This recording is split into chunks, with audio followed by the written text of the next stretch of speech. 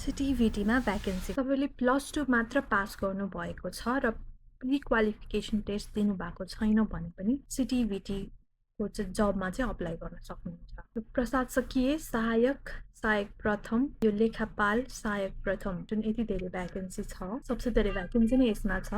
यसमा चाहिँ तपाईँले एप्लाई गर्न सक्नुहुन्छ प्री क्वालिफिकेसन टेस्ट छैन भने पनि। तपाईँको एसएलसी 11-12 पास गरेको हुनु पर्यो र यो प्र्याक्टिकल सब्जेक्टहरूमा चाहिँ कम्तीमा पनि D+ ल्याएको हुनु पर्यो र CGPA 1.6 छ भने मान्यता दिइन्छ। यदि तपाईँको प्री क्वालिफिकेसन टेस्ट तपाईँले दिइसक्नु भएको छ, सहायक द्वितीयमा चाहिँ अप्लाई गर्न सक्नुहुन्छ। यसको अन्तिम मिति अप्लाई गर्ने चाहिँ फागुन 23 गतेसम्म हो। दोब्बर दस्तुर लाग्ने चाहिँ फागुन 30 सम्म, त्यही भएर फागुन 23 सम्म चाहिँ अप्लाई गरिहाल्नु। भुक्तानी चाहिँ कनेक्ट आइपिएस र खल्तीबाट गर्न मिल्छ।